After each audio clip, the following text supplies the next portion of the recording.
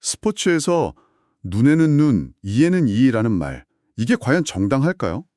상대팀이 계속 거친 반칙을 하면 우리 팀도 똑같이 갚아줘야 하는 걸까요? 아주 흥미로운 질문으로 시작하시네요. 오늘은 바로 이 딜레마를 좀 풀어보기 위해서 스포츠 지도사 자격증을 준비하면서 보내주신 자료 속으로 깊이 들어가 보겠습니다. 시험 합격도 중요하지만 그걸 넘어서 실제 경기장에서 마주칠 수많은 윤리적 갈림길에서 여러분만의 나침반을 만드는 데 필요한 생각의 도구들을 하나씩 꺼내보죠. 네, 바로 그 지점이 오늘 이야기의 핵심이죠. 보내주신 자료를 보니까 단순히 이론은 나열한 게 아니더라고요. 그렇죠. 왜 그런 판단을 내릴 수 있는지 그 생각하는 힘 자체를 길러주는 데 초점이 맞춰져 있었어요. 자료 보니까 1장 스포츠와 윤리, 그리고 2장 경쟁과 페어플레이, 이 두 부분에서 출제 비중이 거의 60%더라고요. 이야, 엄청나네요. 네, 오늘 이 두 기둥을 중심으로 스포츠 윤리의 진짜 재미를 한번 파헤쳐 보겠습니다. 좋습니다. 그럼 첫 번째 도구부터 꺼내볼까요? 우리가 보통 도덕이란 윤리를 비슷한 말이라고 생각하잖아요. 네네, 많이들 섞어 쓰죠. 근데 자료에선 이 둘을 딱 구분하고 있더라고요. 이게 왜 중요한 건가요? 그 미묘한 차이를 아는 게 모든 논의의 시작점이라서 그렇습니다. 그러니까 아주 쉽게 말해서 도덕은 내 마음속의 목소리, 양심에 가깝습니다. 양심이요? 네, 이건 진짜 인간으로서 차마 할 수 없는 일이지 같은 그런 내면의 기준인 거죠. 또는 다 같이 지켜야 한다는 사회적 약속이라서 약간의 강제성이 들어갑니다. 아하, 그러니까 도덕이 좀 더 개인적인 내면에 있다면 윤리는 우리 사회의 약속 같은 거군요. 정확합니다. 그럼 선은 뭔가요? 이 둘의 최종 목표 같은 건가요? 맞습니다. 선은 그 모든 도덕적, 윤리적 행동이 지향하는 궁극적인 좋은 상태를 말하는 거죠. 우리가 도덕을 지키고 윤리적인 사회를 만들려는 이유가 바로 그 선을 실현하기 위해서고요. 근데 이렇게 개념을 아는 거랑 실제 땀 흘리는 경기장에서 윤리적인 행동을 하는 건 이게 전혀 다른 차원의 문제잖아요. 바로 그 점입니다. 머리로는 아는데 막상 그 상황이 닥치면 승부욕에 눈이 멀기 십상이니까요. 그래서 자료에 나오는 레스트의 도덕성 4구성 요소라는 게 아주 유용한 생각의 틀이 됩니다. 저도 그거 봤어요. 네, 윤리적 행동이라는 게 그냥 한 번의 결심으로 짠 하고 이루어지는 게 아니라 4가지 단계를 거쳐서 완성된다는 걸 보여주거든요. 4가지 단계요? 하나씩 좀 짚어주시죠. 첫 번째 단계는 도덕적 민감성입니다. 민감성. 네, 지금 이 상황에 윤리적인 문제가 숨어 있다는 걸 알아차리는 능력이에요.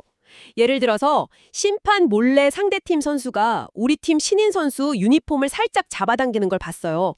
그때 저건 좀 비겁한데? 하고 감지하는 거. 바로 그 능력입니다.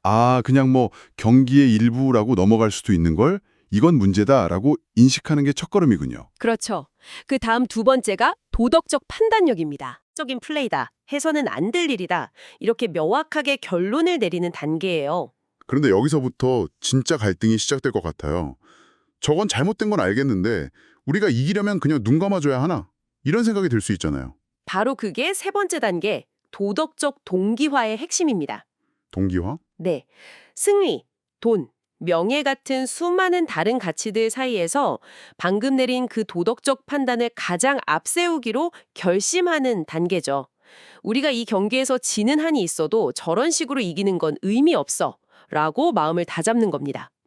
사실 대부분의 윤리적 실패가 바로 이 3단계에서 일어나요. 그 유혹을 이기지 못하는 거죠. 결심까지 했다면 그럼 마지막은 실천이겠네요? 맞습니다. 네 번째 단계는 도덕적 품성화, 즉 행동으로 옮기는 실천력입니다. 결심한 바를 실행할 용기나 인내, 기술 같은 것들이죠. 구체적으로 행동하는 거군요. 네, 감독에게 저 사실을 알린다거나 아니면 경기 후에 정식으로 문제 제기를 하는 구체적인 행동으로 나타나는 겁니다. 이 4단계 중에 하나라도 빠지면 윤리적 행동은 그냥 생각에만 머물고 완성되지 못하는 거죠. 와, 하나의 윤리적 행동 뒤에 이렇게 복잡한 심리적 과정이 있었군요. 자, 그럼 이런 판단을 내릴 때 우리가 사용할 수 있는 좀 더 구체적인 렌즈는 없을까요? 자료에서 아주 중요하게 다루는 3가지 윤리 이론이 있던데요. 네, 바로 목적론, 의무론, 덕론입니다. 똑같은 상황도 어떤 렌즈를 끼고 보느냐에 따라 전혀 다른 그림이 펼쳐지죠. 네. 첫 번째 렌즈는 목적론적 윤리입니다. 결과주의나 공리주의라고도 불리는데 핵심은 한마디로 결과가 좋으면 다 좋다는 겁니다. 그 유명한 최대 다수의 최대 행복이요. 네, 바로 그거죠. 이걸 스포츠에 적용하면 어떻게 될까요? 예를 들어서 경기 승리를 위해 약간의 규칙 위반, 전략적 파울 같은 걸 했다고 쳐요. 네. 근데 그 덕분에 팀 전체랑 팬들이 엄청나게 큰 기쁨을 얻었어요. 그러면 목적론의 관점에서는 그게 윤리적으로 괜찮다고 볼 수도 있는 건가요? 아주 좋은 예시입니다. 그 엄청난 결과, 즉 팀과 팬들의 행복에 비하면 과정에 있었던 작은 반칙은 부차적인 문제가 되고 따라서 그 승리는 윤리적으로 정당화될 수 있다고 보는 겁니다. 듣고 보니 굉장히 실용적인 관점이네요. 근데 반대로 생각하면 결과를 위해서라면 과정이 어찌됐든 상관없다는 좀 위험한 생각으로 이어질 수도 있겠네요. 정확히 그 지정을 파고드는 것이 두 번째 렌즈, 칸트의 의무론적 윤리입니다. 의무론. 네. 의무론은 결과랑 상관없이 그 행동 자체가 보편적인 도덕 법칙이나 의무에 맞는지를 따집니다. 동기가 중요하죠.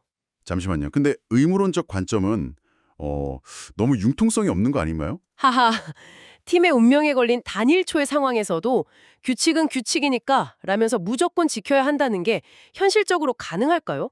선수들이 그런 압박감 속에서 칸트를 생각할 것 같지는 않은데요. 하하, 재밌는 지적이네요. 물론 선수들이 경기 중에 칸트를 생각하진 않겠죠. 하지만 의무론이 던지는 질문은 중요합니다. 어떤 질문이죠? 만약 모든 선수가 승리를 위해 너처럼 반칙을 한다면 과연 스포츠라는 게 존재할 수 있겠는가? 이렇게 묻는 거죠. 전력적 파울이 팀의 승리를 가져다 줄지라도 파울은 규칙 위반이다라는 의무를 어겼기 때문에 그 행동은 그 자체로 비윤리적이라는 겁니다. 결과가 좋다고 해서 거짓말이 참이 될 수는 없는 것과 같은 이치예요. 와, 결과냐 원칙이냐. 정말 팽팽하네요. 그런데 이 두 이론이 좀 놓치고 있는 건 없을까요? 둘 다 행동 그 자체에만 너무 집중하는 느낌이거든요. 맞습니다. 그래서 등장한 세 번째 렌즈가 바로 덕론입니다. 덕론. 덕론은 질문부터가 달라요. 그 행동이 옳은가가 아니라 훌륭한 인격을 갖춘 스포츠맨이라면 이 상황에서 어떻게 행동했을까를 묻습니다. 행위자의 인격과 품성에 초점을 맞추는 거죠. 아, 그러니까 어떤 행동이 정정당당함, 용기, 절제 같은 그런 덕에서 비롯되었는지를 보는 거군요. 약간 이상적인 롤모델을 제시하고 그걸 따르라고 하는 느낌이네요. 네, 그런 장점이 있지만 바로 그 지점에서 한계도 드러납니다. 방금 말씀하신 것처럼 과연 누가 훌륭하고 유덕한 스포츠맨인가에 대한 기준이 사람마다 다를 수 있거든요. 아, 기준이 모호할 수 있다. 네, 굉장히 주관적일 수 있다는 단점이 있죠. 그래서 이 세 가지 이론은 어느 하나가 정답이라기보다는 서로를 보완하는 생각의 도구 세트라고 이해하는 것이 가장 좋습니다. 지금까지 우리가 살펴본 목적론, 의무론, 덕론은 결국 어떤 행동을 할 것인가에 대한 기준이잖아요. 그렇죠. 근데 이 기준이 가장 치열하게 부딪히는 것이 바로 경쟁의 현장이겠죠. 여기서 페어플레이라는 개념이 왜 중요한지 자연스럽게 연결되는 것 같습니다. 그렇습니다. 자료에서는 스포츠 경쟁의 목적을 두 가지 그리스어 개념으로 설명하는데요. 바로 아곤과 아레테. 아곤과 아레테. 아곤은 우리가 흔히 생각하는 그 승리 지상주의, 즉 어떻게든 이기려는 치열한 경쟁 그 자체를 의미합니다. 이기기 위한 투쟁이군요. 그럼 아레테는 뭔가요? 아레테는 승패를 넘어서는 인간적인 탁월함이나 훌륭함을 추구하는 정신입니다. 단순히 상대를 이기는 걸 넘어서 자신의 기량을 극한까지 끌어올리고 또 상대를 존중하면서 그 과정 자체에서 의미를 찾는 거죠. 자료에서는 이 아레테를 스포츠가 추구해야 할 더 궁극적인 가치로 보고 있습니다. 이기는 것, 즉 아군도 중요하지만 어떻게 이기느냐, 아레테가 더 중요하다는 거군요. 네. 이 두 가치가 충돌할 때 윤리적 문제가 생기는 것 같고요. 특히 규칙을 어떻게 보느냐에 따라서 확 갈릴 것 같아요. 핵심을 짚으셨네요. 스포츠 규칙은 크게 두 종류로 나눌 수 있습니다. 첫째는 구성적 규칙이에요. 구성적 규칙. 말 그대로 그 스포츠의 정체성을 구성하는 뼈대 같은 규칙이죠. 축구는 발로 해야 하고 농구는 공을 손으로 다뤄야 한다 같은 것들입니다. 이 규칙이 무너지면 그 스포츠 자체가 사라지는 거죠. 그럼 다른 하나는 뭔가요? 둘째는 규제적 규칙입니다. 이건 경기를 더 공정하고 안전하게 만들기 위해서 특정 행동을 제한하는 규칙이에요. 축구의 오프사이드나 농구의 3초룰 같은 거죠. 아, 솔직히 오프사이드가 없어도 축구는 할 수 있습니다. 하지만 경기가 훨씬 단조로워지고 불공정해지겠죠. 이제 알겠습니다. 아까 이야기했던 전략적 파울은 바로 이 규제적 규칙을 아곤, 즉 승리를 위해 의도적으로 어기는 행위군요. 바로 그겁니다. 구성적 규칙인 손을 쓰지 않는다를 어기는 건 아니지만 규제적 규칙을 깨서 이득을 보려는 거니까요. 정확합니다. 그리고 그 규칙을 해석하는 관점도 형식주의와 비형식주의로 나뉩니다. 형식주의는 법전처럼 쓰여 있는 규칙 많이 전부라고 봐요. 규칙 집에 없으면 문제될 게 없다는 거죠. 반면에 비형식주의는 눈에 보이는 규칙뿐만 아니라 그 스포츠에 오랫동안 내려온 암묵적인 약속이나 정신, 즉 불문율까지도 규칙의 일부로 봐야 한다고 주장합니다. 아, 그거 생각나네요. 축구에서 우리 팀 선수가 크게 다쳐서 쓰러졌을 때 상대팀이 공격을 멈추고 공을 밖으로 내보내는 행동 같은 거요. 네, 좋은 예시네요. 이건 규칙집에 명시된 조항은 아니지만 많은 선수들이 존중의 의미로 지키는 암묵적인 약속이잖아요. 저는 이게 스포츠가 단순한 승부 이상의 문화라는 걸 보여주는 지점이라고 생각해요. 맞아요. 규칙집에는 없지만 우리가 선수들에게 기대하는 어떤 품격 같은 거요. 그걸 어겼을 때 팬들이 오히려 더 크게 분노하기도 하고요. 바로 그렇습니다. 비형식주의는 그런 스포츠의 문화와 정신까지 존중해야 진정한 페어플레이라고 보는 겁니다. 그리고 이 모든 스포츠의 본질, 아곤과 아레테, 형식적 규칙과 비형식적 정신 모두를 한 번에 파괴하는 최악의 행위가 바로 승부도적이라고 자료는 아주 강하게 경고합니다. 각본 없는 드라마가 스포츠의 생명인데 그걸 미리 짜인 각본 있는 드라마로 만드는 행위니까요. 그렇죠. 스포츠의 존재 이유 자체를 부정하는 거네요. 맞습니다. 승패가 정해진 경기는 더 이상 경쟁이 아니죠. 그건 그냥 쇼일 뿐입니다. 선수들의 탁월함을 볼 수도 없고 승리의 기쁨도 진짜가 아니게 되죠. 스포츠 윤리에서 승부 조작을 가장 중대한 범죄로 다루는 이유입니다. 이야, 오늘은 스포츠 지도사 자격증 자료를 바탕으로 스포츠 윤리의 세계를 정말 깊이 파고들어 봤습니다. 도덕과 윤리의 작은 차이에서 시작해서 하나의 행동을 결과로 볼지, 목적론, 원칙으로 볼지, 의무론, 아니면 그 사람의 인격으로 볼지 덕론에 대한 세 가지 렌즈를 살펴봤고요. 네, 또 스포츠의 심장인 경쟁과 규칙의 세계까지 들여다봤습니다. 이 개념들은 단순히 시험에 나올 단어들을 암기하는 것과는 다릅니다. 여러분이 미래의 지도자로서 혹은 한 명의 팬으로서 경기장에서 벌어지는 수많은 상황 속에서 흔들리지 않고 자신만의 판단을 내릴 수 있게 해주는 아주 강력한 생각의 도구가 될 겁니다. 자, 마지막으로 오늘 처음 던졌던 질문으로 다시 돌아가 볼까요? 자료에도 탈레오 법칙, 즉 눈에는 눈, 이에는 이라는 보복의 원칙이 언급되는데요. 네, 만약 상대가 계속 비신사적인 플레이를 한다면 우리 팀도 똑같이 대응하는 것이 과연 정당화될 수 있을까요? 그건 팀의 승리라는 결과를 위한 목적론적 상택일까요? 아니면 어떤 상황에서도 페어플레이를 지켜야 한다는 의무론적 원칙을 따르는 게 맞을까요? 혹은 진정으로 탁월함을 추구하는 아레테를 가진 팀이라면 어떤 선택을 할까요? 오늘 우리가 나눈 이야기들이 바로 이 질문에 대한 여러분만의 답을 찾는 여정에 훌륭한 안내자가 되어줄 겁니다. 한번 깊이 생각해 볼 문제입니다.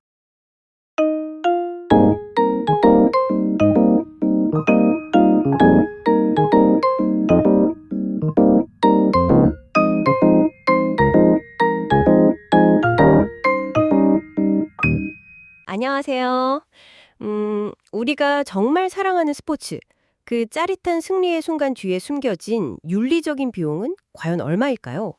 오늘 저희가 함께 들여다볼 자료는 좀 특별합니다. 스포츠 지도사 자격시험에 쓰이는 스포츠 윤리 강의록인데요. 솔직히 처음엔 좀 딱딱할 거라고 생각했거든요. 네, 저도요. 근데 막상 펼쳐보니까 와, 이게 경기장 안에서 벌어지는 선수들 사이의 갈등부터 우리가 듣고 있는 이 지구 전체의 문제까지 생각보다 훨씬 더 깊고 넓은 질문들을 던지고 있더라고요. 맞아요. 마치 카메라 렌즈를 바꾸는 것 같았어요. 처음엔 선수 개인에게 초점을 맞추다가 점점 줌아웃해서 팀, 리그, 사회, 그리고 마침내는 환경 전체를 조망하게 되는 거죠. 이 강의록은 스포츠가 결코 세상과 동떨어진 뭐랄까 그들만의 리그가 아니라는 걸 아주 명확하게 보여줍니다. 그래서 오늘 저희의 목표는 바로 이 강의록을 길잡이 삼아서 과연 진정으로 지속 가능한 스포츠란 무엇일지 그 실마리를 찾아보는 겁니다. 그 여정의 첫걸음은 역시 경기장 안의 사람들, 바로 스포츠와 불평등 문제에서 시작해보죠. 가장 먼저 눈에 띄는 건 역시 성차별 문제예요. 네, 예전에 성차별이 여자는 저경기 하면 안 돼, 이런 식으로 아예 노골적인 출입금지였다면요. 요즘은 훨씬 더 교묘한 방식으로 나타나죠. 그렇죠. 이 자료에서도 딱 지적하는데 여성 선수의 실력보다 외모나 몸매를 더 주목하는 성적 성품화가 정말 대표적인 것 같아요. 아, 맞아요. 그리고 힘과 스피드는 남성 스포츠, 유연함과 아름다움은 여성 스포츠 같은 고정관념도 너무 익숙해서 우리가 문제라고 인식조차 못할 때가 많고요. 네네. 실제로 여성 지도자나 행정가를 찾아보기 힘든 것도 다 이런 보이지 않는 벽 때문이겠죠. 근본적으로는 스포츠 능력은 남성이 우월하다는 아주 오래된 편견이 깔려 있는 겁니다.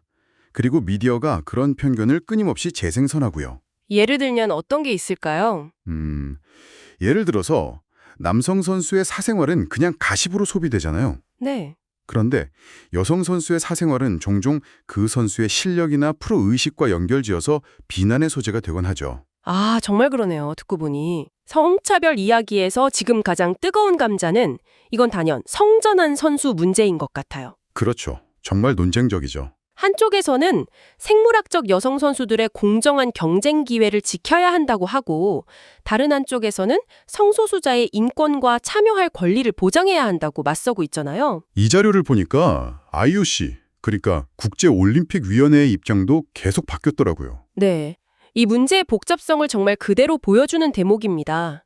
2004년에는 성전환 수술을 받은 선수에 한해서 출전을 허용했다가요. 네. 2015년에는 그 수술 요건을 없애고 대신 남성 호르몬인 테스토스테론 수치를 새로운 기준으로 삼았어요. 그런데 거기서 또 바뀌었죠? 2021년에는 그 테스토스테론 기준마저 없애고 네, 맞습니다. 각 스포츠 연맹이 알아서 결정해라 이렇게 했다고요. 이건 좀 이상한데요?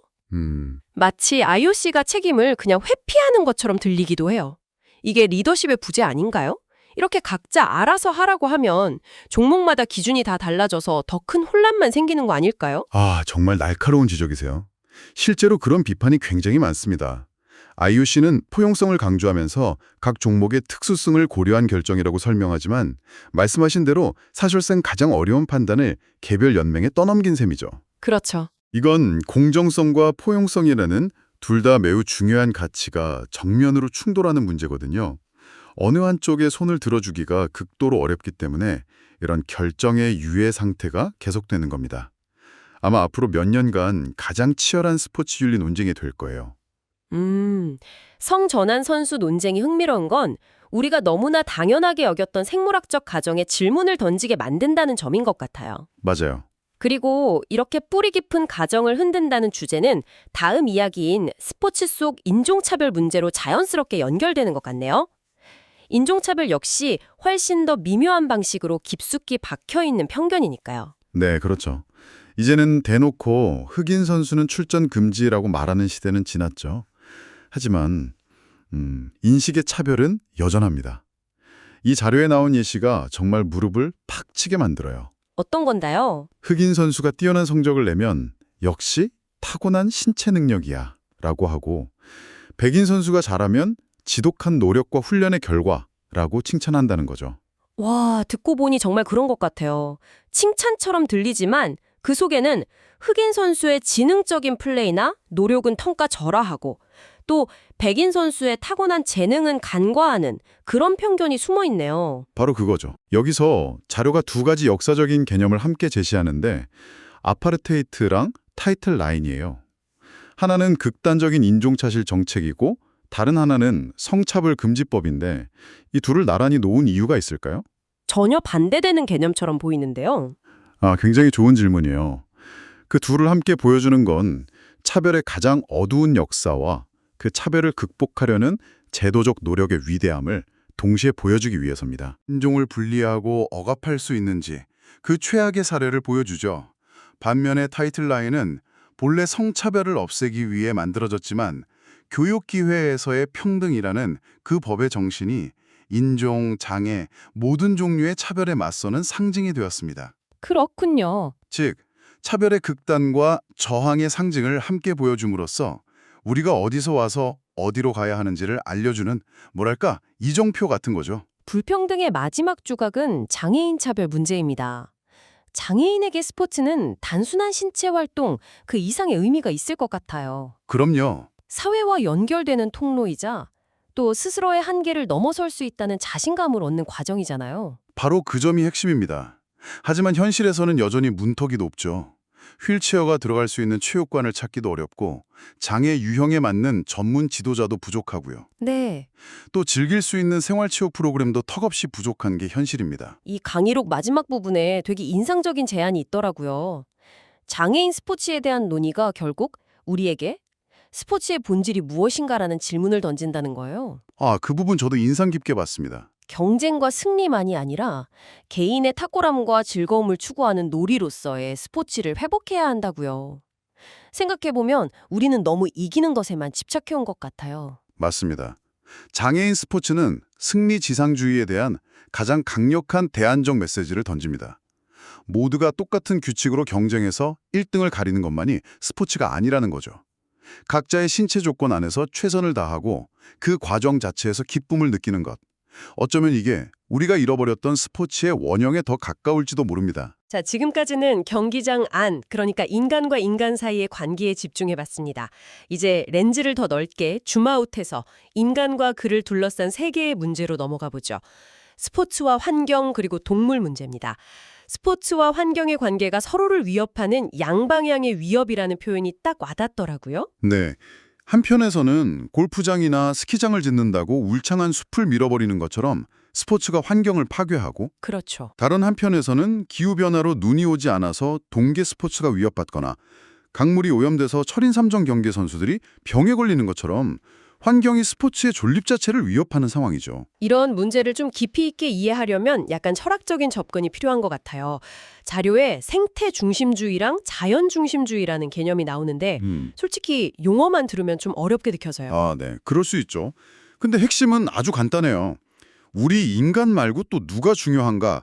이 질문에 대한 두 가지 다른 대답이라고 생각하시면 됩니다. 인간 말고 또 누가 중요한가? 네. 자연 중심주의는 살아있는 모든 생명체는 그 자체로 소중하다고 답해요. 인간이든 나무 한 그루든 풀벌레 한 마리든 생명이 있다면 모두 존중받을 권리가 있다는 거죠. 그럼 생태 중심주의는요? 거기서 더 나아가는 건가요? 맞습니다. 생태 중심주의는 거기서 한 걸음 더 나아갑니다. 생명체뿐만 아니라 생명이 없는 바위, 강, 흙, 공기까지 모두 포함한 생태계 전체가 중요하다고 말하죠. 그러니까 스키장을 지을 때 단순히 나무를 베는 문제뿐만 아니라 그로 인해서 산의 토양이 침식되고 강의 흐름이 바뀌는 것까지 전부 도덕적으로 고려해야 한다는 거예요. 그렇게 들으니까 이해가 훨씬 쉽네요. 결국 스포츠를 즐기기 위해 우리가 당연하게 여겼던 자연이 더 이상 그냥 배경이나 자원이 아니라 그렇죠. 우리와 동등한 권리를 가진 주체가 될 수 있는 이야기군요. 이건 정말 생각의 대전환인데요. 맞습니다. 이 결정이 선수에게 좋은가에서 이 결정이 저 산에게 좋은가로 질문을 바꾸게 만드는 거죠. 스포츠계의 이해관계자 범위가 인간을 훌쩍 넘어서는 겁니다. 그런 관점의 확장은 마지막 주제인 동물 윤리로 자연스럽게 이어지네요. 여기서 등장하는 종차별주의라는 개념은 좀 충격적이었어요. 어떤 점이 그렇게 느끼셨어요? 인간이 다른 동물보다 우월하다고 믿고 동물을 도구처럼 여기는 편견이라는 정의 자체도 그렇지만 아리스토텔레스, 데카르트, 칸트 같은 서양 철학의 거장들이 대부분 이런 인간 중심주적 사고를 지지했다는 점이요. 네, 그렇죠. 윤리학의 대가들이라고만 생각했는데 그들이 말하는 윤리의 범위는 오직 인간에게만 한정됐던 거네요. 맞습니다. 그들에게 동물은 영혼이나 이성이 없는 그저 인간을 위해 존재하는 존재에 가까웠습니다. 그런 생각이 경마나 투우처럼 동물을 경쟁이나 유희의 도구로 사용하는 스포츠 문화를 정당화하는 철학적 배경이 되었고요. 그럼 쉽게 말해서 종차별주의는 동물에게 적용되는 인종차별 같은 거네요. 네, 단지 인간이라는 종에 속했다는 이유만으로 다른 종을 차별하는 거니까요. 이 비유가 맞을까요? 아주 정확한 비유입니다. 피터 싱어 같은 철학자들이 바로 그 점을 지적하죠. 중요한 것은 이성이나 언어 능력이 아니라 고통을 느낄 수 있는 능력, 즉 쾌고 감수 능력이라고요. 쾌고 감수 능력이요? 네. 개나 돼지도 고통을 느끼는 한 그들의 고통은 우리의 고통과 동등하게 고려되어야 한다는 반종차별주의 주장이 여기서 나옵니다. 이런 철학적 논의가 실제로 변화를 이끌어낸 사례가 있나요? 물론입니다. 동물 실험에서 지켜야 할 3R 원칙이 대표적이죠. 3R 원칙이요? 네. 동물을 사용하지 않는 실험으로 대체, replacement하고 사용하더라도 그 수를 최소한으로 축소, 리덕션 하며 동물의 고통을 최소화하도록 실험 환경을 개선, 리파인먼트라는 원칙입니다. 이건 단순히 동물을 쓰지 말자는 구호를 넘어서서 불가피하게 동물을 이용해야 할 때 우리가 지켜야 할 최소한의 윤리적 책무를 구체적으로 제시했다는 점에서 큰 의미가 있습니다. 와, 오늘 정말 긴 여정을 함께 했네요. 선수들 사이의 성인종 장애 차별 문제에서 시작해서 우리가 발딛고 있는 땅과 그곳에 함께 사는 동물들의 문제까지. 이 강의록을 따라가다 보니까 스포츠가 정말 우리 사회의 윤리의식이 어디까지 와 있는지를 보여주는 거대한 스크린 같다는 생각이 들어요. 정확해요. 오늘의 모든 이야기를 관통하는 하나의 거대한 흐름이 있다면 그건 바로 도덕적으로 고려해야 할 대상의 범위를 넓혀온 역사라고 할 수 있습니다. 아, 처음에는 특정 인종에, 그것도 남성만이 완전한 권리를 누렸다면 그 원은 점차 모든 인간으로 확장됐죠. 그리고 이제 우리는 그 원을 인간 너머의 생태계와 다른 동물들에게까지 넓혀야 하는 도전에 직면해 있습니다. 스포츠 윤리는 바로 그 최전선에 서 있는 셈이죠. 마지막으로 이 모든 논의를 종합해서 듣고 계신 여러분께 생각해볼 거리를 하나 던지면서 마무리할까 합니다. 이 자료의 최종 목표는 지속 가능한 스포츠 발전입니다. 그렇다면 오늘 우리가 나눈 이야기들을 모두 담아냈을 때 진정으로 지속 가능한 올림픽은 어떤 모습이어야 할까요? 단순히 친환경 자재를 쓰고 에너지를 아끼는 수준을 훨씬 뛰어넘는 질문이겠죠. 어쩌면 새로운 경기장을 더는 짓지 않고 기존 시설을 재활용하는 올림픽, 개발 과정에서 지역의 사회적 약자들이 소외되지 않도록 철저히 배려하는 올림픽, 더 나아가 경마나 근대 5종처럼 동물을 도구로 이용하는 종목의 윤리성을 근본적으로 다시 질문하는 올림픽. 과연 그런 올림픽이 가능할까요? 그리고 그걸 가능하게 하려면 우리에게 무엇이 필요할지 한 번쯤 깊이 고민해 보시면 좋겠습니다.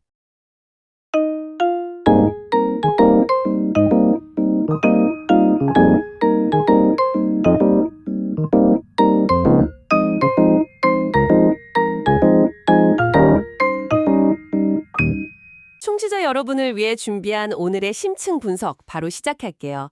이번에는 스포츠 윤리에 관한 강의 자료를 보내주셨는데요. 열정적인 플레이와 폭력, 그리고 공정한 경쟁과 더 나은 기록을 향한 욕망, 그 아슬아슬한 경계에 대한 이야기입니다.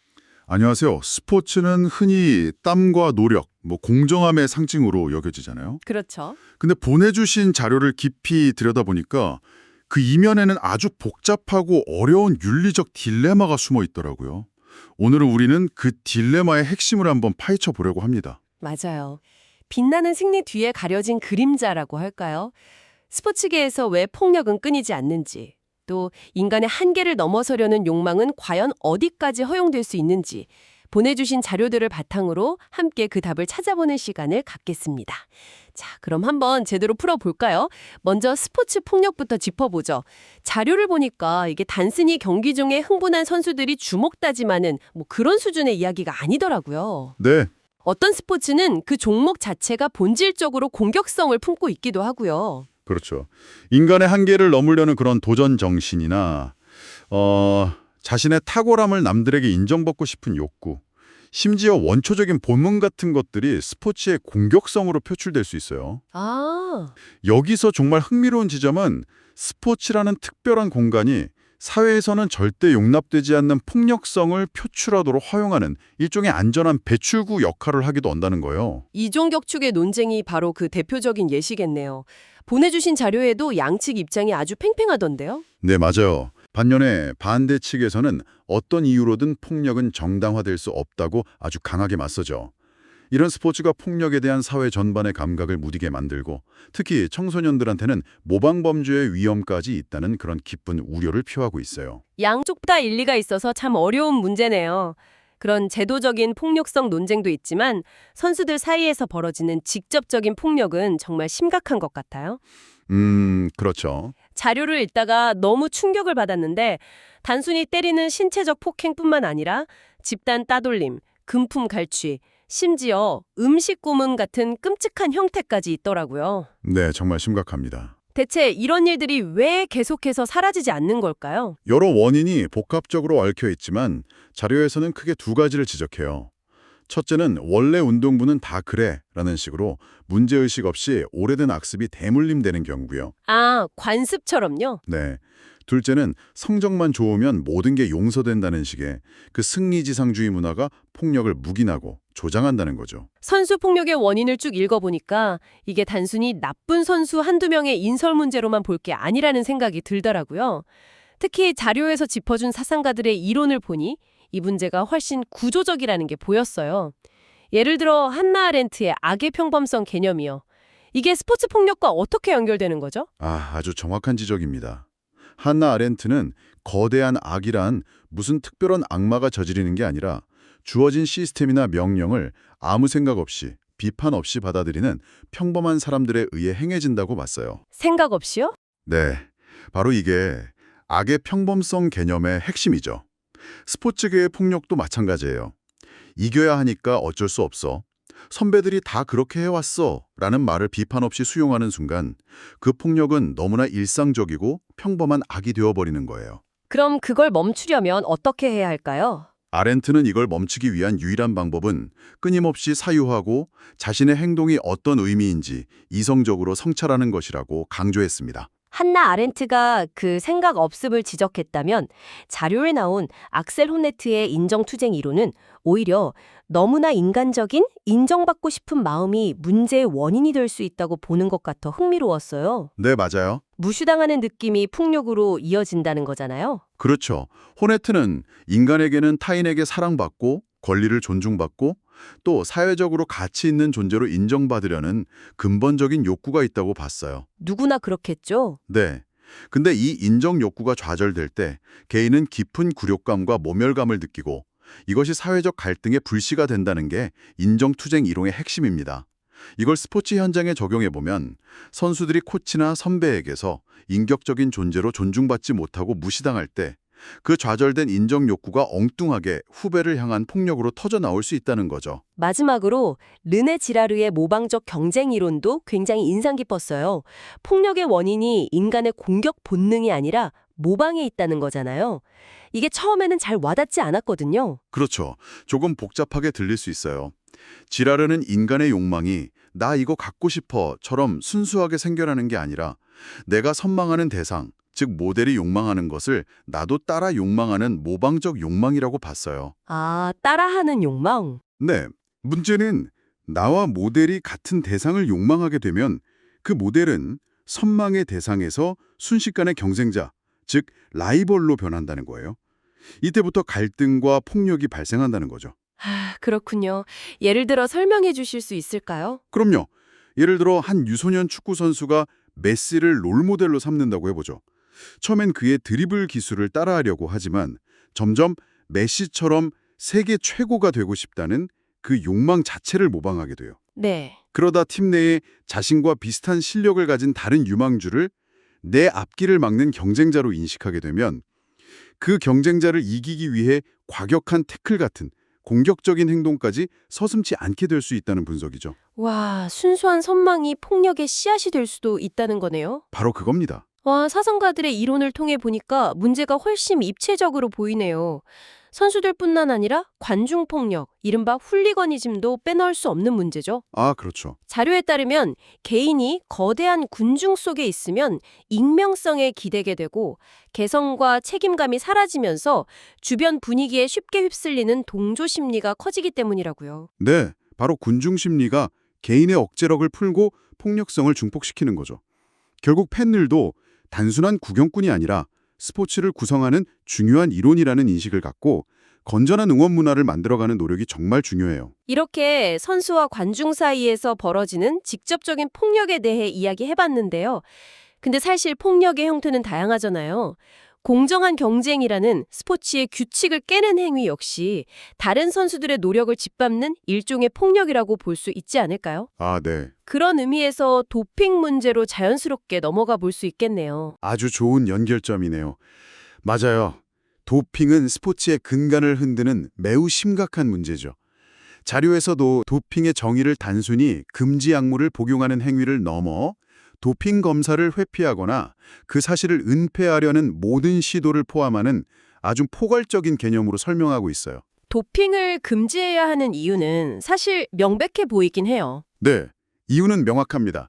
첫째, 모든 선수가 동일한 조건에서 경쟁해야 한다는 스포츠의 가장 근본적인 가치, 즉 공정성을 정면으로 위배하죠. 그렇죠. 둘째, 선수의 건강에 심각하고 돌이킬 수 없는 부작용을 일으킬 수 있어 안전상의 문제가 아주 커요.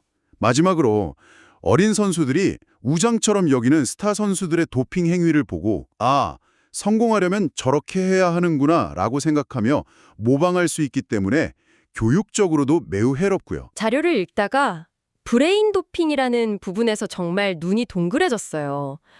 헤드폰처럼 생긴 장비로 뇌에 미세한 전기 자극을 줘서 운동 능력을 향상시키는 기술이라니. 이게 정말 현실에서 가능한 기술인가요? 놀랍게도 이미 상용화된 기술입니다. 정말요? 네. 그리고 바로 이 지점이 현재 도핑과의 전쟁이 마주한 새로운 과제죠. 기술의 발전 속도를 규정이 따라가지 못하는 대표적인 사례거든요. 세계 반도핑 기구 와다의 금지 목록에도 아직 없어요. 이런 회색 지대가 존재하기 때문에 결국 선수 본인의 윤리의식과 책임감이 더욱 중요해지는 거예요. 개인의 책임. 네. 선수는 도핑 검사에 항상 응해야 할 의무가 있고 자신이 섭취하거나 몸에 가해지는 모든 것에 대한 최종적인 책임을 져야 한다는 엄격한 책임 원칙이 그래서 있는 거고요. 듣다 보니 궁금한 게 생겼는데요. 그럼 선수들은 아프면 치료도 제대로 못 받는 건가요? 감기약 하나 잘못 먹었다가 도핑에 걸렸다는 이야기도 들어본 것 같아서요. 좋은 질문입니다. 물론 그렇지는 않아요. 바로 그럴 때를 대비해서 치료 목적 사용 면책 TUA라는 제도가 있어요. TUA요? 네, Therapeutic Use Exemption의 약자인데요. 선수가 특정 질병 치료를 위해 금지 약물이나 방법을 사용해야만 할 경우 사전에 의학적 증빙 자료를 제출해서 승인을 받는 절차예요. 이 제도를 통해 선수들의 치료받을 권리를 보장하고 있죠. 여기서 한 걸음 더 나아가면 정말 영화 같은 이야기, 유전자 조작이 나오더라고요. 특정 유전자를 조작해서 근육을 강화하거나 적혈구 수를 늘려서 지구력을 비약적으로 향상시킨다는 거예요. 이것이 바로 스포츠 윤리가 마주한 가장 심각하고 근본적인 도전 중 하나입니다. 유전자 도핑, 즉 진 도핑은 첫째, 그 안전성이 전혀 검증되지 않았어요. 인체에 어떤 끔찍한 부작용을 낳을지 아무도 예측할 수 없죠. 어휴. 둘째, 인간 고유의 유전자를 인위적으로 조작한다는 점에서 인간의 존엄성을 침해하는 행위라는 비판을 받고요. 마지막으로 노력과 재능이 아닌 유전적 우월함으로 승부가 결정된다면 스포츠의 본질 자체가 완전히 훼손될 수 있다는 근본적인 문제를 제기합니다. 마지막으로 살펴볼 건 기술 도핑인데요. 2000년대 후반에 수영계를 완전히 뒤집어 놓았던 전신 수영복 사례가 가장 먼저 떠오르네요. 네네. 이 수영복을 입은 선수들의 기록이 말도 안 되게 향상되니까 결국 국제수영연맹에서 금지했잖아요. 맞아요. 그 사례는 기술이 스포츠의 공정성을 어떻게 무너뜨릴 수 있는지를 명확히 보여줬죠. 장비에 대한 의존도가 너무 커지면서 인간의 경쟁이 아니라 기술력의 경쟁으로 변질되었기 때문이에요. 그런데 전신 수영복 사례를 보면 선을 긋기가 참 애매해요. 더 가벼운 축구화나 탄성에 좋은 농구화도 결국 수행 능력 향상을 위한 기술이잖아요. 어디까지가 허용 가능한 혁신이고 어디부터가 불공정한 기술 도핑인지 그 기준을 정하는 게 정말 어렵겠어요. 바로 그게 핵심입니다. 물론 모든 기술이 나쁜 건 아니죠.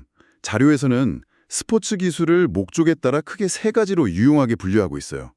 세 가지요? 네. 첫 번째는 체조의 매트나 각종 보호 장비처럼 안전을 위한 기술. 두 번째는 사심 판독이나 비디오 판독, VAR 시스템처럼 감시를 위한 기술이에요. 이건 오히려 공정성을 높이는 거네요. 그렇죠. 긍정적인 역할을 하죠. 문제가 되는 건 세 번째.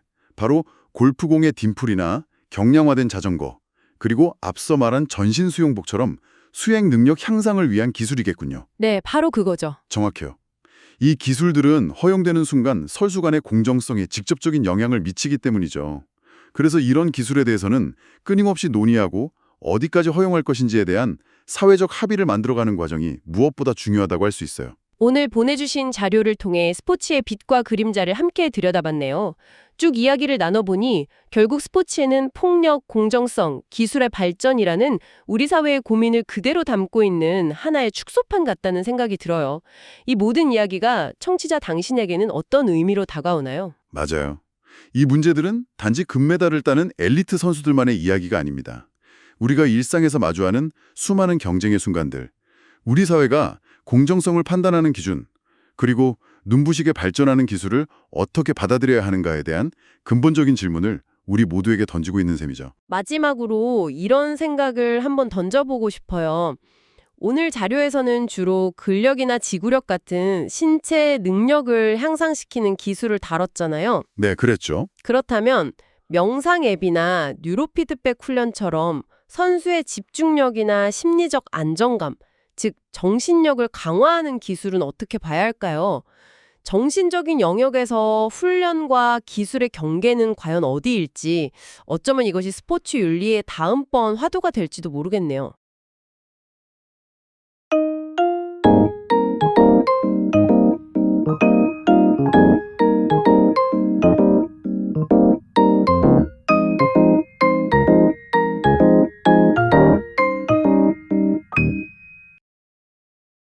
스포츠 뉴스 볼 때마다 가끔 그런 생각 들지 않으세요? 그 화려한 조명 아래서 목에 금메달을 걸고 막 환호하는 선수들의 모습 있잖아요. 네네, 가장 영광스러운 순간이죠. 맞아요. 근데 그 영광스러운 순간 뒤에 있는 어두운 복도에서는 도대체 무슨 일들이 벌어지고 있을까 하고요. 끝없는 호기심을 가지고 오늘 이 깊이 있는 탐구의 시간에 찾아주신 지식 탐구자, 바로 지금 듣고 계신 당신을 환영합니다. 환영합니다.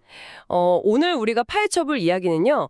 땀방울 그리고 감동이라는 포장지 속에 철저히 가려져 있던 우리 사회의 아주 불편한 민낯입니다. 이 안에는 스포츠계의 치열한 인권 문제부터 복잡하게 얽힌 조직 윤리의 딜레마까지 사실상 당신과 제가 살아가는 이 현대 사회에 거대한 축소판의 고스란히 담겨 있거든요. 맞습니다. 바로 그 지점이 오늘 탐구의 핵심이죠. 오늘 우리의 미션은 명확합니다. 겉으로는 완벽해 보이는 스포츠계의 구조적 모순들을 하나하나 뜯어보는 거예요. 네, 학생 선수의 학습권 문제부터 시작해서 라커룸 안에서 벌어지는 지도자의 권력 남용, 그리고 더 나아가 거시적인 관점에서의 정치와 조직 윤리까지 아주 낱낱이 파헤쳐볼 겁니다. 중요한 건 이게 그저 운동장 안에서 뛰는 사람들만의 이야기가 아니라는 사실이잖아요. 그렇죠. 승리를 위해 무언가를 타협해야 하는 상황, 목적이 수단을 정당화하려는 유혹 같은 것들은 지금 듣고 계신 당신이 매일 출근하는 직장이나 일상적인 인간관계 속에서도 정확히 똑같은 형태로 발생하고 있으니까요. 네, 그래서 팩트를 기반으로 하되 우리의 일상과 어떻게 맞닿아 있는지 아주 입체적으로 분석해 보겠습니다. 자, 이것부터 풀어보죠. 성적표와 경기장 사이에서 아주 아슬아슬한 줄타기를 하는 학생 선수들의 딜레마입니다. 가장 뜨거운 감자가 바로 학습권이라는 개념이죠. 맞아요. 사실 우리가 흔히 운동선수라고 하면 하루 종일 땀 흘리며 훈련하는 모습을 먼저 떠올리게 되는데 왜 갑자기 이들이 마땅히 누려야 할 학습권이 가장 중요한 이슈로 떠오르게 된 걸까요? 그 질문에 대한 답을 찾으려면 선수들의 화려한 현재가 아니라 그들의 미래를 들여다봐야 합니다. 미래요? 네, 현실을 한번 냉정하게 볼까요? 모든 학생 선수가 국가대표가 되고 성인이 되어서도 프로 무대에서 수십억의 연봉을 받는 슈퍼스타로 남을 확률이 얼마나 될까요? 극히 희박하죠. 한 자릿수 %도 안 될 텐데요. 맞습니다. 대부분은 예상치 못한 십자인대 파열 같은 부상을 당해서 혹은 단순히 동년배들과의 경쟁에서 기량의 한계에 부딪혀서 강제로 은퇴를 맞이하게 되는군요. 그렇죠. 20대 초반, 심지어 10대 후반이라는 이른 나이에 말이죠. 만약 10년 넘게 운동장 모래먼지만 마시며 운동에만 올인했는데 갑자기 그 세상 밖으로 튕겨져 나왔을 때 사회에 적응할 준비가 전혀 되어 있지 않다면 어떻게 될까요? 정말 아찔하네요. 평생을 바친 목표가 하루아침에 사라졌는데 당장 이력서 한 줄 쓸 수 없고 평범한 대화조차 나누기 어려운 상황이 될 수 있다는 거잖아요. 정확합니다. 결국 이 학습권이라는 건 단순히 국영수를 잘하자는 게 아니라 운동장 밖의 세상에서 살아남기 위한 최소한의 생존권이군요. 네, 생존권이라는 표현이 딱 맞습니다. 그래서 은퇴 후의 낯선 삶, 즉 재사회화를 대비하기 위해서는 일반 또래 친구들이 겪는 평범한 학교 생활을 체험해보는 것이 선택이 아니라 필수라는 겁니다. 교실에서 친구들과 갈등도 겪어보고 수행평가도 해보면서요? 맞아요. 그렇게 운동장 밖의 세상과 교류하는 기회가 보장되어야만 훗날 어떤 진로를 선택하든 살아갈 수 있는 기본적인 소양을 갖추게 되니까요. 취지는 정말 100% 공감합니다. 그런데 이 학습권을 보장하기 위해 현실에 도입된 구체적인 제도들을 들여다보면 참 딜레마투성이라는 생각이 들어요. 어떤 부분에서 특히 그런 걸 느끼셨나요? 대표적인 게 최저학력 제도잖아요. 일정 수준의 시험 점수를 넘지 못하면 아예 공식 시합 출전을 금지해버리는 방식이죠. 겉보기엔 공부 안 하면 운동도 못해 라는 아주 직관적이고 훌륭한 해법 같은데 현장의 반응은 완전히 다르죠. 네, 선수나 학부모 입장에서는 진짜 피눈물이 나는 겁니다. 새벽부터 밤늦게까지 훈련해서 누구보다 실력이 뛰어난데 수학 시험 문제 몇 개 더 틀렸다고 경기장 잔디조차 못 밟게 막는 게 과연 공정한가요? 라고 항변하는 목소리가 막 터져 나오는 거죠. 충분히 이해가 가는 분노입니다. 제도를 기획한 사람들의 책상 위에서는 운동과 학업의 병행이라는 완벽한 그림이었겠지만 현장의 인프라와 선수들의 현실을 전혀 고려하지 않은 전형적인 하향식 행정의 한계를 보여주는 거죠. 아, 탁상행정의 전형이네요. 네. 주말 리그 제도 정확히 같은 맥락에서 모순을 품고 있습니다. 평일에는 학생들의 학습권을 보장하기 위해 무조건 교실에서 수업을 듣게 하고 모든 공식 경기는 주말에 마치도록 만든 제도인데요. 얼핏 들으면 되게 합리적인 타협안 같은데요? 평일엔 학생, 주말엔 선수. 아주 깔끔하잖아요. 서울이나 수도권처럼 학교들이 오밀조밀 모여있는 곳이라면 그럴 수 있습니다. 하지만 지방의 현실은 다릅니다. 주변에 같은 종목의 팀이 아예 없다면 어떨까요? 아, 이동거리가 장난이 아니겠네요. 맞습니다. 토요일 낮에 열리는 경기 하나를 치르기 위해 금요일 밤부터 버스를 대절해서 몇 시간을 이동하고 경기 끝나면 다시 녹초가 되어 밤새 버스를 타고 내려와야 합니다. 세상에. 일요일 하루 종일 뻗어 있다가 월요일 아침에 다시 몽롱한 상태로 교실에 앉아 있어야죠. 결국 학습권을 지켜주겠다고 만든 제도가 인간이라면 누구나 당연히 누려야 할 최소한의 휴식권을 무참히 침해하는 결과를 낳게 된 겁니다. 와, 제도의 빈틈이 사람을 어떻게 옥죄는지 보여주는 너무 생생한 사례네요. 학생 선수들은 결국 평일에도 쉬지 못하고 주말에도 쉬지 못하는 완전 번아웃 상태에 빠지겠군요. 네, 악순환이죠. 그리고 상급학교 진학할 때 쓰이는 체육 특기자 제도도 빼놓을 수 없죠.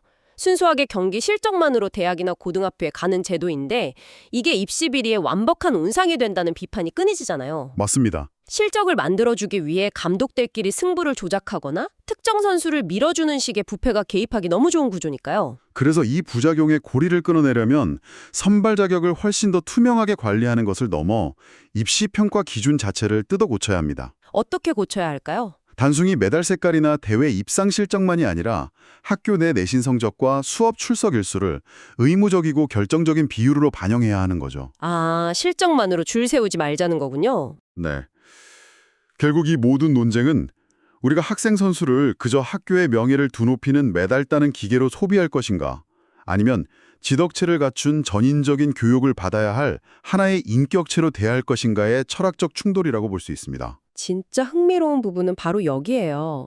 지금까지는 경기장 밖에 굵직한 제도들을 얘기했는데 이제 시선을 그 밀폐된 공간, 락커룸 안으로 옮겨보겠습니다. 네, 아주 중요한 이슈죠. 최근 몇 년간 스포츠계의 인권 문제, 특히 폭력과 성폭력 문제가 터져나올 때마다 온 국민이 경악을 금치 못했잖아요. 도대체 왜 유독 스포츠계에서 이런 구시대적인 폭력이 끊임없이 반복되고 또 그토록 오랫동안 은폐될 수 있었던 걸까요? 그 근본적인 원인을 개인의 일탈로만 보면 문제의 본질을 놓치게 됩니다. 핵심은 구조적인 권력의 절대적 불균형에 있습니다. 권력의 불균형이요? 네. 스포츠 현장에서 감독이나 코치 같은 지도자는 단순히 기술을 가르치는 선생님이 아닙니다. 선수의 선발, 주전 출전 기회, 상급 학교 진학, 더 나아가 실업팀 입단이나 프로 커리어라는 선수 인생의 모든 생사 여탈권을 한 손에 쥐고 있는 절대 권력자죠. 아, 선수 입장에서는 완전히 신적인 존재겠네요. 그렇죠. 이렇게 막강한 권한이 견제 없이 집중되다 보니 권력 남용은 구조적으로 필연에 가깝습니다. 더 끔찍한 것은 이 폭력을 자양분 삼아 기생하는 잘못된 문화입니다. 문화요? 어떤 식이죠? 지도자가 손찌검을 하거나 가혹행위를 하면서도 이게 다 네 성적을 끌어올리기 위해서야. 정인력이 썩어 빠져서 사랑에 매를 드는 거야. 라며 폭력을 훈육으로 둔갑시킵니다. 와, 다 너를 위해서야 라는 말. 이거 세상에서 가장 폭력적이고 교묘한 가스라이팅 아닌가요? 정확합니다. 가스라이팅이죠. 더 슬픈 건 그 폭력의 피해자인 선수나 학부모조차 감독님 눈밖에 나면 우리 아이 인생이 끝난다. 이런 공포 때문에 그 폭력을 묵인하고 심지어 성적을 위해 용인해버리는 기형적인 카르텔이 형성된다는 거예요. 맞아요. 그래서 은폐가 쉬웠던 거죠. 성폭력 문제 역시 단순히 성적인 목적을 넘어 철저히 권력의 우위를 매개로 상대의 의사를 짓밟는 행위라는 점을 우리는 너무 늦게 깨달은 것 같습니다. 그렇다면 이 지독하고 끔찍한 악순환의 고리를 도대체 어떻게 끊어내야 할까요? 내부의 선의의 기대는 단편적인 접근으로는 절대 해결할 수 없습니다. 다각도의 강력한 제도적 장치가 필요하죠. 구체적으로 어떤 장치들이 있을까요? 첫째, 지도자가 되는 자격 요건의 허들을 대폭 높이고 윤리 검증을 필수화해야 합니다. 둘째, 선수와 지도자 모두에게 무엇이 폭력인지 명확히 인지시키는 지속적인 인권 교육이 필요하고요. 네, 교육이 먼저죠. 셋째, 가해자가 다시는 현장에 발을 들이지 못하도록 원 스트라이크 아웃 같은 엄격한 법적 처벌이 뒤따라야 합니다. 이 맥락에서 상징적인 전환점이 된 기관이 바로 국민체육진흥법 제18조 3항에 따라 설립된 스포츠윤리센터입니다. 스포츠윤리센터요? 이름부터가 뭔가 단호한 의지가 느껴지네요. 그렇습니다. 이 기관의 설립이 가지는 의미는 아주 큽니다. 과거에는 체육계 내부에서 문제를 덮거나 제 식구 감싸기식으로 징계를 무마하는 일이 비일비재했거든요. 뉴스에서도 많이 봤죠. 손망망이 처벌이라고. 네. 그래서 폐쇄적인 체육계 조직구조 안에서는 자정작용이 불가능하다는 것을 국가 차원에서 인정한 겁니다. 그래서 기존 체육회와 완전히 분리된 독립적인 외부 기관이 개입해서 스포츠계의 비리를 감시하고 폭력 피해자를 보호하겠다는 강력한 선언인 셈이죠. 외부에 감시자가 생겼다는 건 정말 다행스러운 일입니다. 그런데 이렇게 라커룸의 어두운 면만 지두하게 파헤치다 보니까 청취자분들 중에선 스포츠계는 완전히 썩었네. 아이들 절대 운동시키면 안 되겠다라고 오해하실 분들도 계실 것 같아요. 하하, 충분히 그러실 수 있죠. 너무 어두운 면만 강조했으니까요. 하지만 우리가 간과해선 안 될 스포츠의 본질적이고 눈부신 가치도 분명히 존재하잖아요. 스포츠 기본법 1조와 2조에 그 교육적 가치가 명시되어 있을 정도니까요. 물론입니다. 그 점을 잊어버리면 스포츠 자체를 부정하게 되니까요. 교육학자들이 왜 그토록 학교 체육과 인성교육의 결합을 강조하겠습니까? 아이들이 땀 흘려 스포츠에 참여하는 과정 자체가 하나의 거대한 사회화 시뮬레이션이기 때문입니다. 사회화 시뮬레이션. 멋진 표현이네요. 팀원들과 패스를 주고받으며 타인의 감정을 읽는 정서적 공감 능력을 키우고 엄격한 룰 안에서 페어플레이를 배우며 비판적 판단력과 도덕성을 체득하게 됩니다. 청소년기에 넘치는 에너지를 건강하게 발산하면서 일탈을 방지하는 효과도 엄청나고요. 맞아요. 저도 학창 시절에 축구하면서 배운 게 참 많거든요. 결국 스포츠 본연의 존재 이유는 단순히 스코어보드의 숫자를 높이는 것이 아니라 신체 활동을 통해 어제보다 더 나은 인간, 더 건강한 시민으로 성장하는 데 있다는 것을 잊어서는 안 됩니다. 승리가 유일한 목적이 되는 순간 폭력이 정당화되지만 사람의 성장이 목적이 될 때 스포츠는 세상에서 가장 훌륭한 학교가 된다는 거네요. 자, 이제 시야를 라커룸 밖으로 훨씬 더 거시적인 세계로 확 넓혀보겠습니다. 이것을 더 큰 맥락과 연결해보면 스포츠는 단 한 번도 정치나 사회의 거대한 구조와 분리된 적이 없다는 묵직한 사실을 마주하게 됩니다. 스포츠와 정치요. 네, 정치가 스포츠에 개입하는 것은 단순한 우연이 아니라 거의 필연적인 전략입니다. 국가가 왜 천문학적인 세금을 들여 엘리트 선수를 육성하고 올림픽이나 월드컵 같은 메가 스포츠 이벤트를 유치하려고 사활을 걸까요? 글쎄요. 국격을 높이려고 하는 거 아닌가요? 맞습니다.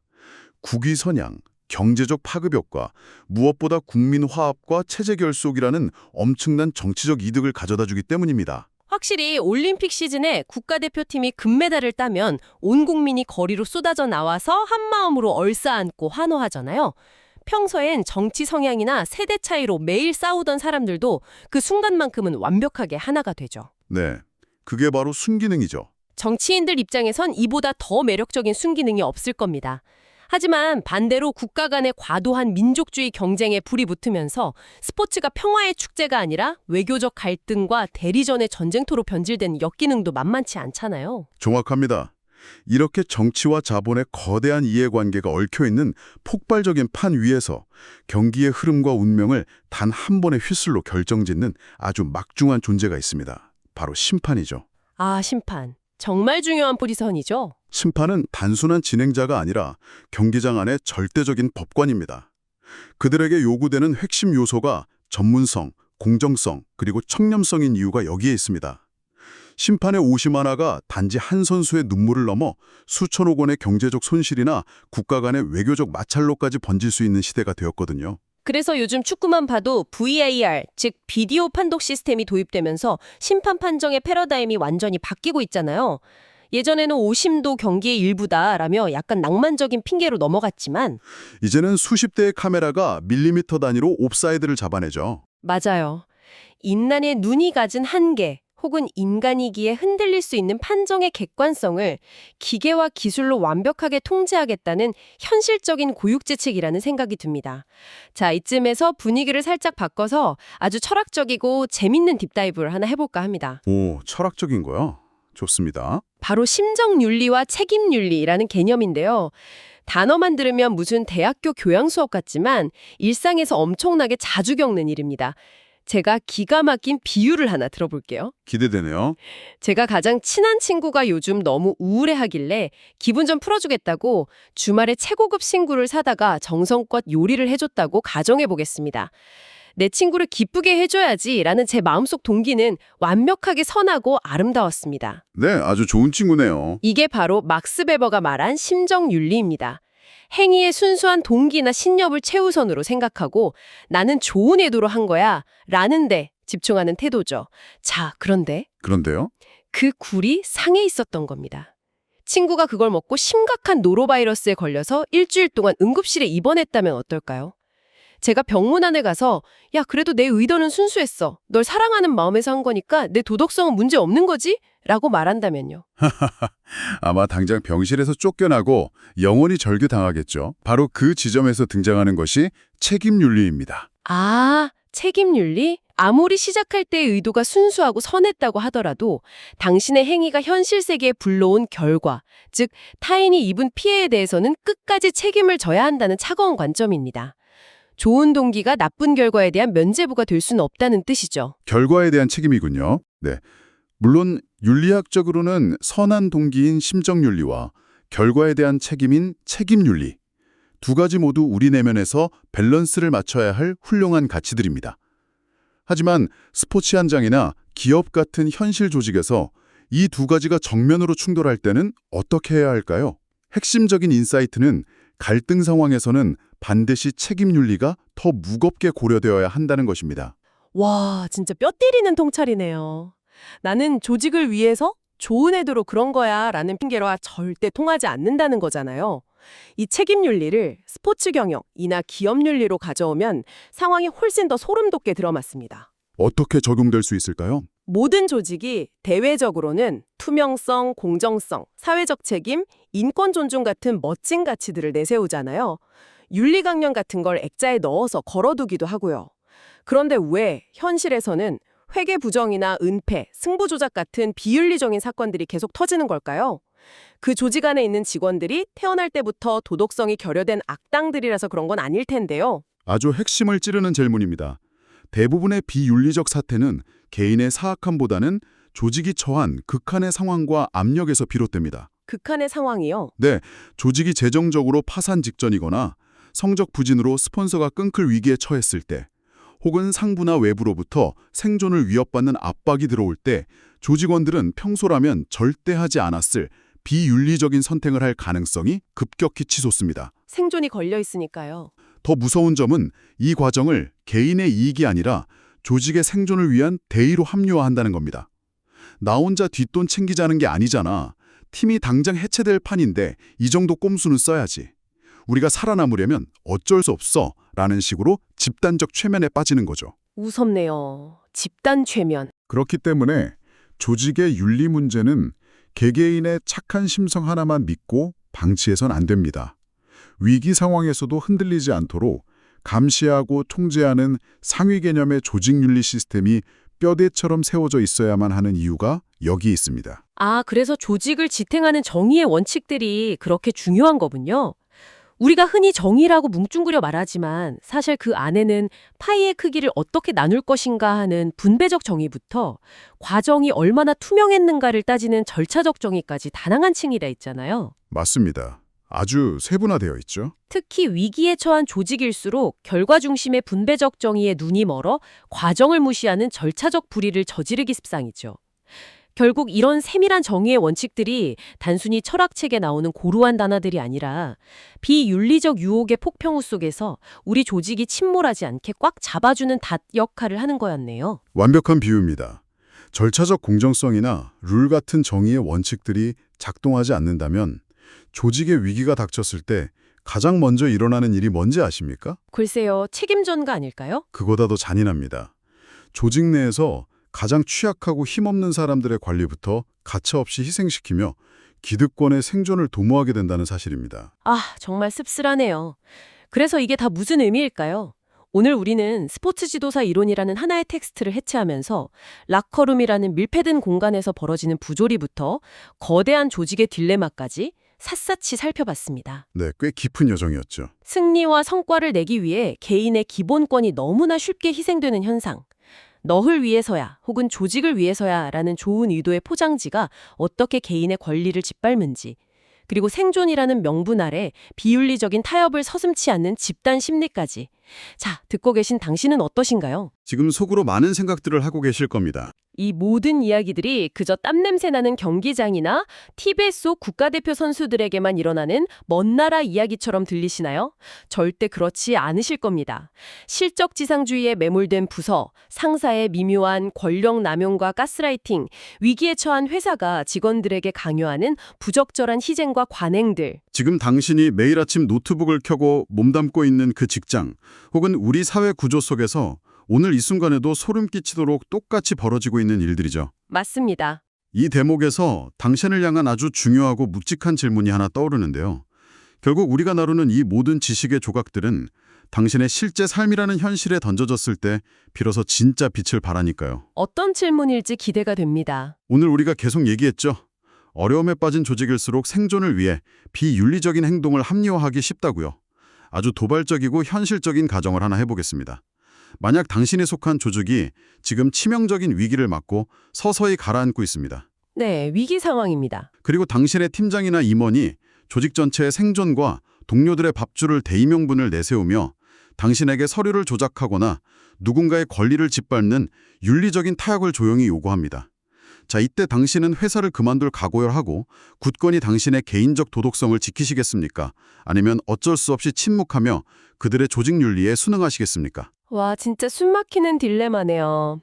그리고 만약 당신이 그 타협반을 받아들여서 누군가 피해를 보게 된다면 그 결과에 대한 책임 윤리는 과연 지시를 내린 윗사람의 몫일까요? 아니면 자기 손으로 행동에 옮긴 당신의 몫이 되어야 할까요? 정답이 없는 문제죠. 섣불리 대답하기 힘든 정답 없는 이 묵직한 질문을 오늘 퇴근길 혹은 잠들기 전 당신의 일상에 툭 던져두며 오늘 깊이 있는 탐구를 여기서 마무리하겠습니다. 당신의 뇌리를 스치는 그 서늘한 생각의 끈을 놓지 마시기 바랍니다. 다음에 또 당신의 일상을 뒤흔들 흥미로운 지식의 조각들을 들고 다시 찾아오겠습니다.